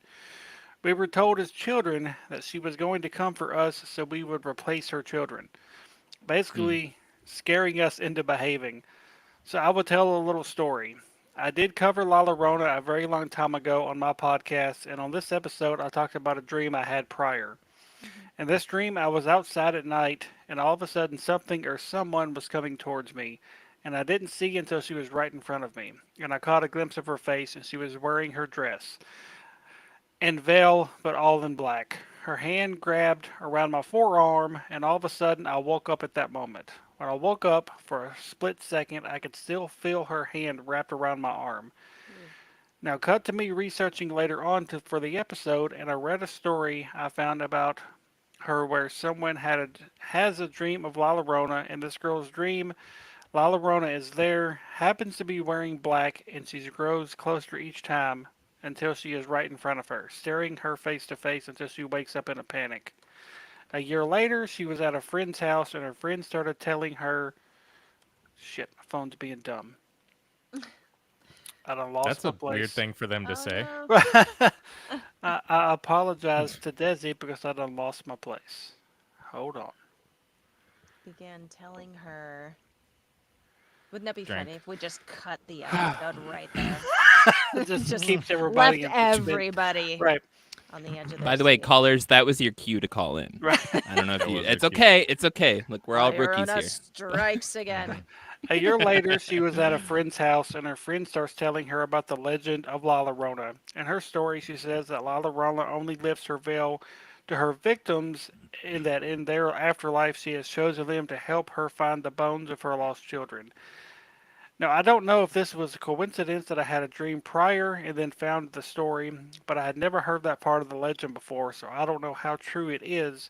But now I wonder if my dream meant something and if I am destined in my afterlife to help her find her lost children.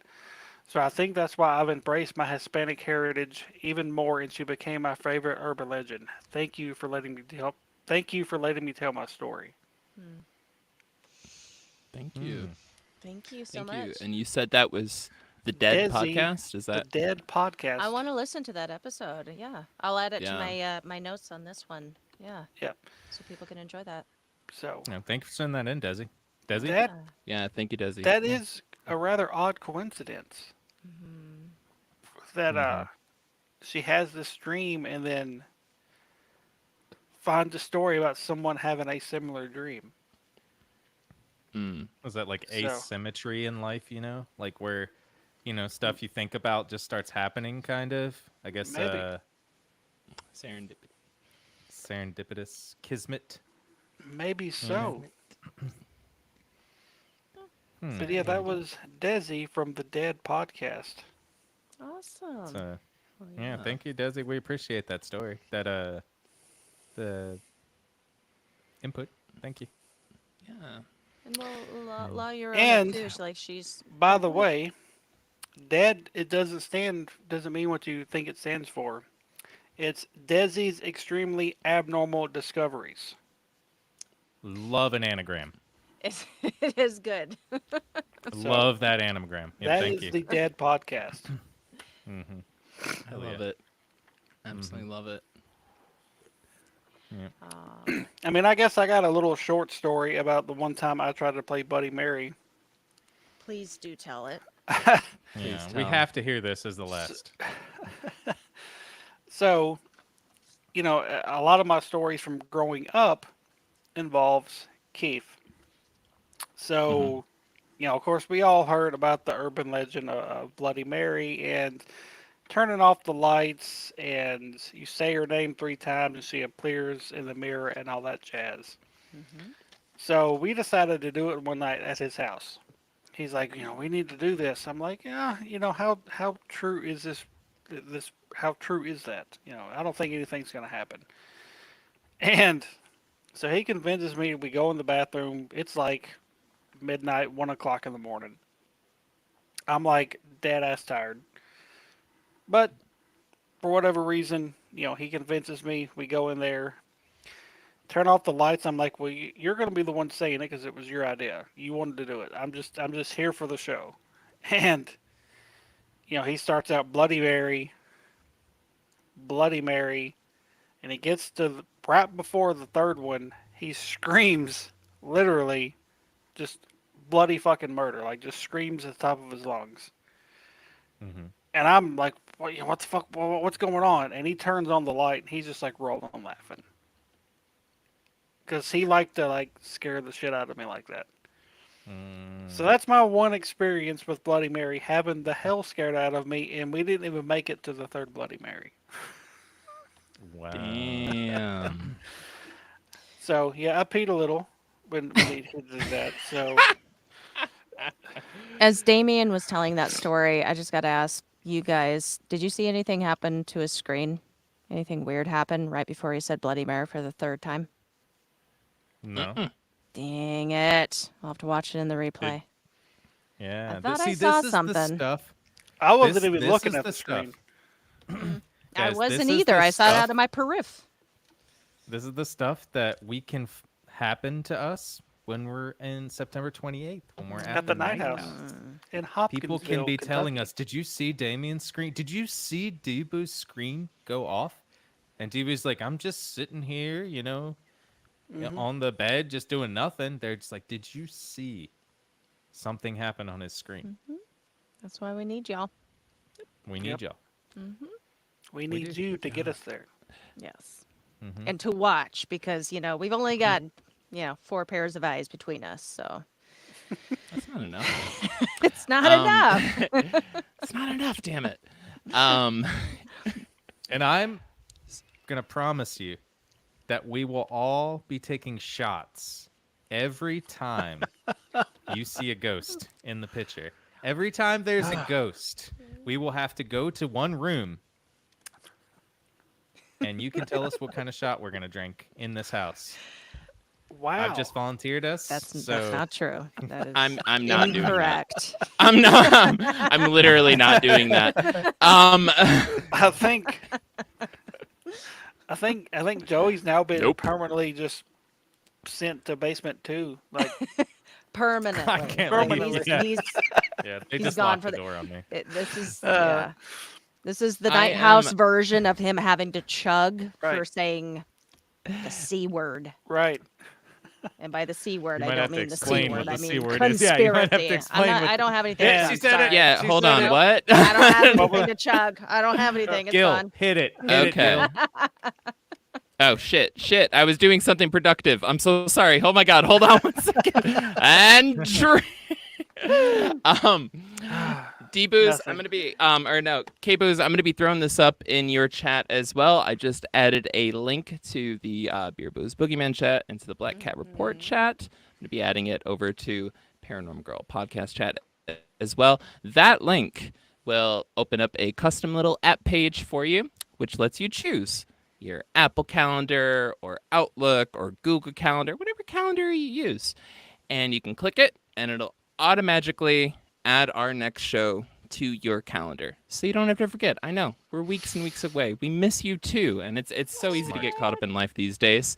So I'm going to be throwing that up in all the chats. K-Booze, if you could pin it, that would be great. But this is just a reminder, if you're loving this show, then, hey. For those who, remember. may not see it in the chat or may not pay attention to it, our next show is going to be September 7th. That's true. It's going to be the Paranormal Night Telethon. We're doing an old school telethon, y'all. Woo! Hell yes. Yes, an open line style, which means all the rants you want to give. Right. All of them. Every single rant. Ghost- As many as possible. Ghost stories, Bigfoot yeah. stories, alien stories, whatever you got, bring them to the table. Gear advice. Anything. And we do plan on having some special guests jump on and tell a couple of spooky stories of their own. We do have something in the works. I'm not going to announce it yet because it hasn't been officially asked yet. But hopefully we'll have a pretty special guest come on and we'll chat with them for a little bit and then just open the lines and have you guys call in and have our other special guests call in and tell some of their spooky shit. I've already got one committed, so I'm not going to say who it is, but we all know, but you guys just have to wait and tune in on September 7th to see. Keep it I don't secret. Mystery guest. I have literally no clue what's going on. I do. It's the telethon, Gil. Oh my goodness. Come on now. He'll tell come you on later. now. Can Okay. I Yeah. ask why running 26 miles is going to be helpful to our next episode? Do what?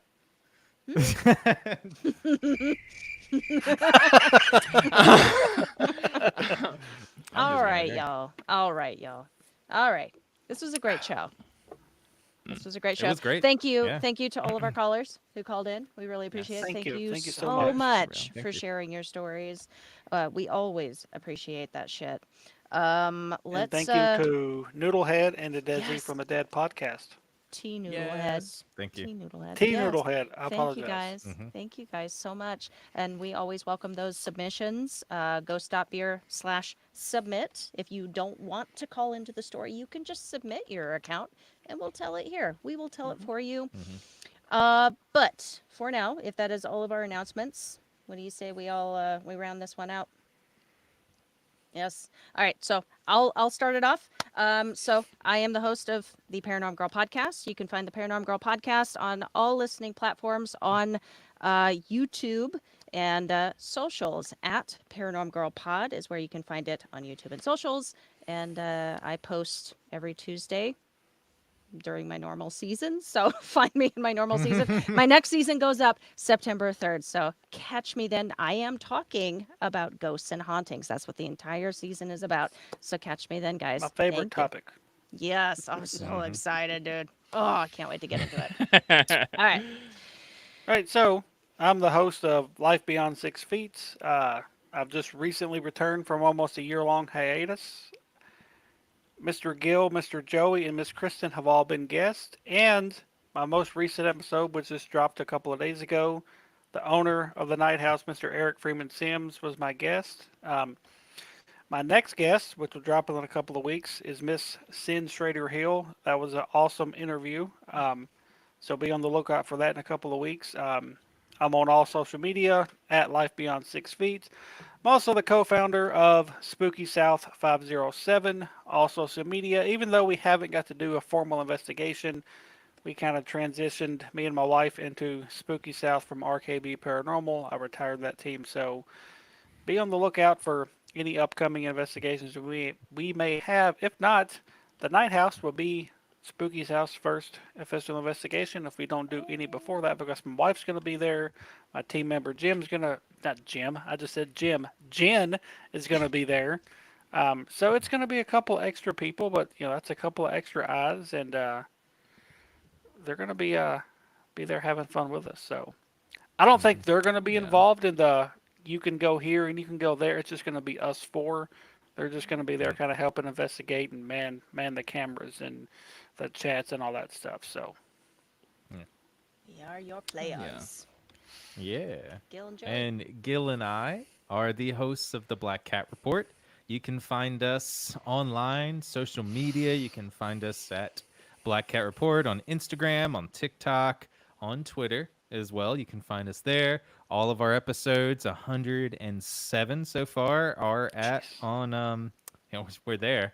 You can find us on Spotify, Apple, pretty much anywhere you can get your podcasts, as well as you can find us on YouTube as well. We just are in the middle of Time Traveler Month, so we're extending it a little bit, and Gil did an amazing job in 3-episode series on.